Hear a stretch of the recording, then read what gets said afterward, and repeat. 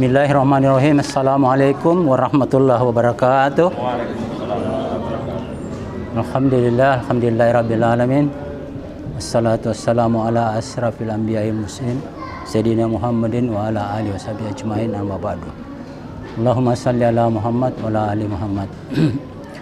Saudara-saudara sekalian, jamaah Jamiatul Khair yang insyaallah dirahmati oleh Allah Subhanahu wa taala. Kini kita masuk di diskusi ya. Diskusi yang kali ini saya mengambil tema tentang orang-orang yang ada di belakang dari media. Kenapa saya ambil ini? Karena saya anggap penting, karena saat ini semua kita ini adalah orang-orang di belakang media ya. Jadi ada dua hal yang ingin saya perjelas di sini. Yang pertama adalah media itu sendiri, dan yang kedua adalah orang-orang yang mengendalikan media. Saya ingin kembali ke sedikit selayang pandang tentang perkembangan media, bahwa di saat teknologi analog yang kita pakai, maka waktu itu kita mengenal media ada 4 ya. Yang pertama adalah surat kabar, yang kedua radio, ketiga televisi, dan 4 film. Ya, itulah 4 media yang kita kenal di era analog. Keempat-empatnya ini adalah termasuk media utama karena mereka kelola secara profesional. Artinya orang-orang yang bekerja di situ adalah orang-orang yang terdidik dan mempunyai etika-etika jurnalistik yang sudah ditetapkan oleh Dewan Pers. Nah, karena perkembangan teknologi yang demikian pesat, sehingga analog ini tergerus ya, sedikit demi sedikit diambil alih oleh teknologi digital. Ya. Ketika teknologi digital ini masuk, maka kita kenal komputer, kita kenal satelit, internet, maka berkembanglah media itu ya. Dan pada saat ini perkembangannya pesat sekali. Seperti kita ketahui bahwa sekarang media sudah di dalam genggaman kita, di HP itu ya. Kalau di zaman analog dulu, orang mau membuat media itu orang kaya baru bisa, karena modalnya 5 miliar itu tidak cukup ya. Membuat radio apalagi televisi mau dibikin sangat mahal ya. Alhamdulillah sekarang kita memasuki era digital dan media itu sangat gampang kita miliki. Ya, di HP kita banyak sekali aplikasi yang bisa kita pakai ya. Ya, kita kenal Facebook, Twitter, ya, WhatsApp dan lain sebagainya. Itu adalah media. Tetapi sebetulnya media ini hanya alat saja. Yang paling menentukan itu adalah orang-orang di belakang media itu. Di zaman Rasulullah SAW belum ada media, ya. Yang ada itu adalah manusianya. Jadi 2 macam media yang ada di zaman Rasulullah itu. Yang pertama itu yang terucap. Kita misalnya mengucapkan sesuatu, kita berfungsi sebagai media. Ada yang kedua adalah yang tertulis, ya. Jadi itulah media yang ada di zaman Rasulullah. Tetapi begitu hebatnya Allah Subhanahu wa taala mengatur bagaimana informasi itu bisa sampai kepada khalayak. Ya. Saya ingin mengutip satu ayat di surah Al-Hujurat. Ya, di situ jelas sekali Allah Subhanahu wa taala berfirman. Di ayat 6. A'udzubillahi minasyaitonirrajim. In ja'akum fasikum binaba'in fatabayyanu an tusibu qauman bijahala fatusbihu ala ma fa'altum nadirin. Itu ayatnya ya.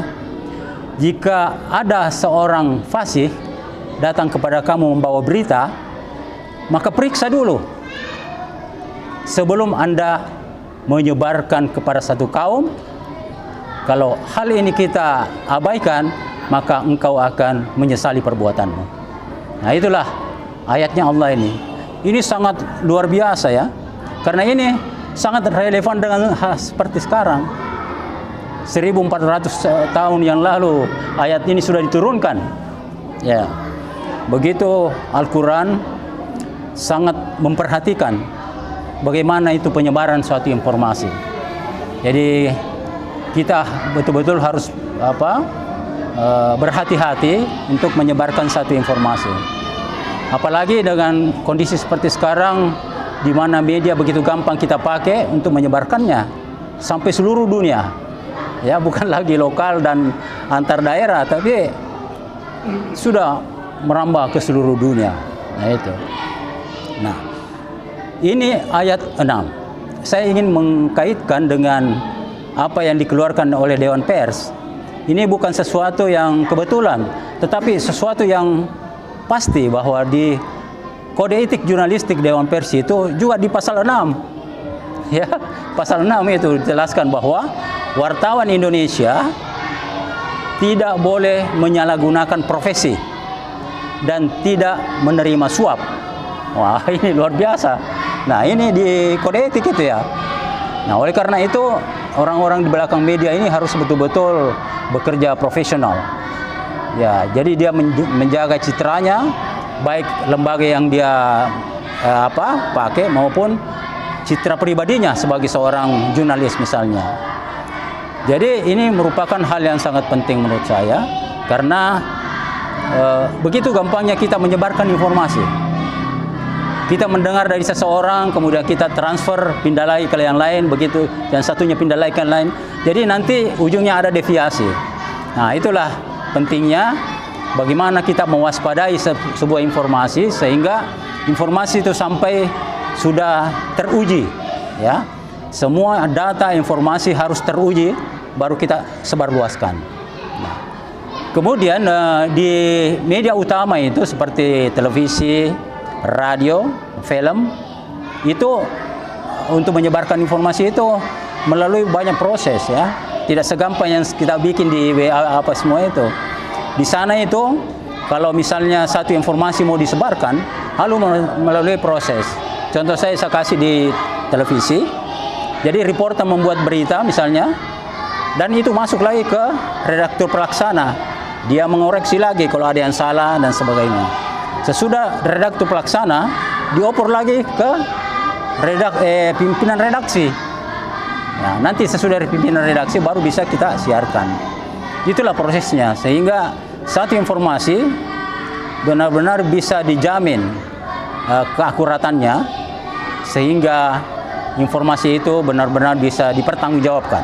Ya. Nah, berbeda dengan media sosial, tidak ada alur seperti itu. Nah, oleh karena itu dari kita ini, kita harus bisa memfilter media sosial yang ada masuk informasi itu, karena sudah dimanfaatkan sebagai alat-alat provokasi, politik, dan segala macamnya. Nah, jadi yang paling berhak untuk memfilter adalah kita ini. Nah, sebagaimana ayat tadi yang saya jelaskan tadi ini, Al-Hujurat ayat 6. Ya.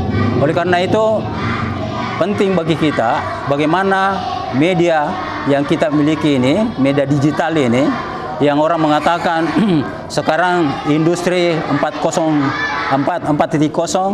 sekarang masuk lagi 5.0, artinya lebih cepat lagi ya. Jadi perbedaan antara 4.0 dan 5.0 itu hanya persoalan kecepatan saja. Tetapi tidak terlepas daripada media-media yang ada sekarang yang ada di tangan kita, ya. Nah, lalu apa hebatnya itu teknologi digital? Yang pertama, dia membuat dekat yang jauh, ya. Orang-orang yang jauh itu bisa jadi dekat karena langsung kita berbicara. Tetapi resikonya kadang-kala orang dekat ini jadi jauh jadinya. Jadi tidak heran kalau ada orang berkumpul-kumpul begini, satu sama lain melihat HP-nya, padahal di sebelahnya ini dia tidak pernah bicara satu sama lain. Nah, itu yang terjadi jawanya, ya. Ya, baik di tingkat menteri, di tingkat apa saja, sering terjadi begitu.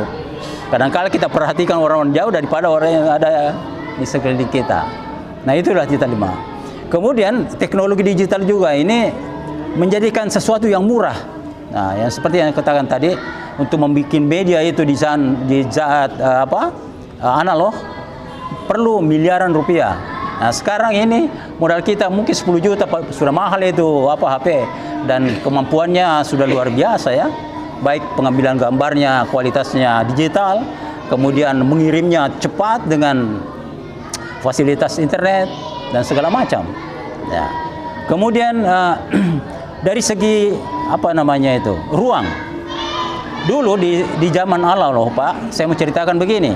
Saya dengan Pak Nur Samsu ini editing itu Pak satu ruangan begini. Satu ruangan itu editing video. Ya, ini Andi Hema juga pelakunya, pelaku sejarahnya. Sekarang satu genggam saja ada semua di sini, ya. Editing ada di sini, kamera ada, pemancarnya ada semua. Jadi kita sangat bersyukur era sekarang ini bahwa kita di era yang luar biasa keadaannya apabila kita mau main di media.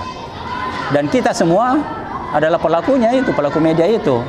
Nah, itulah sebabnya sekarang diatur ya, etika-etika menyebarkan informasi itu.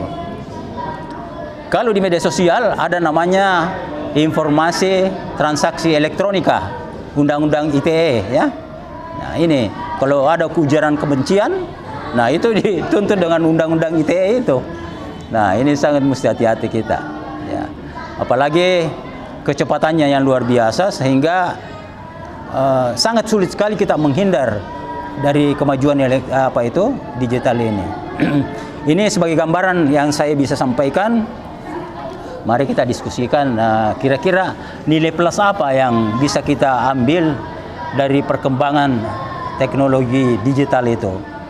Kemudian saya mau sedikit ke orang di belakang media itu, bahwa pada media utama seperti televisi, radio, dan surat kabar itu memang melalui tahapan-tahapan pelatihan dan pendidikan, ya, tidak serta-merta begitu cepat mereka bisa membuat sesuatu. Dulu di era saya di tahun 70-an bersama Andi Herman ini, kita itu belum bekerja, dididik 10 bulan Pak.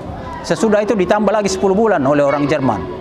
Begitu susahnya masuk menjadi pegawai televisi.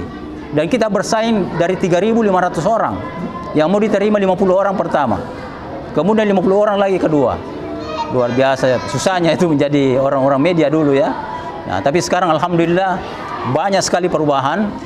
Yang lambat dulu bisa jadi cepat sekarang karena teknologi digital ini, sehingga seseorang memungkinkan untuk menjadi orang terbaik di balik media itu apabila dia melakukan secara hati-hati dan terus belajar dan belajar terus. Ya. Mungkin itu sebagai pengantar dari saya minta teman-teman, mungkin ada kasus-kasus yang kita dapati ataupun ada hal-hal yang mau digali dari ilmu-ilmu mengirim pesan itu ya.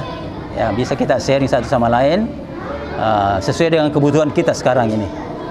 Sekian, wabillahi taufiq wal hidayah. Wassalamualaikum warahmatullahi wabarakatuh.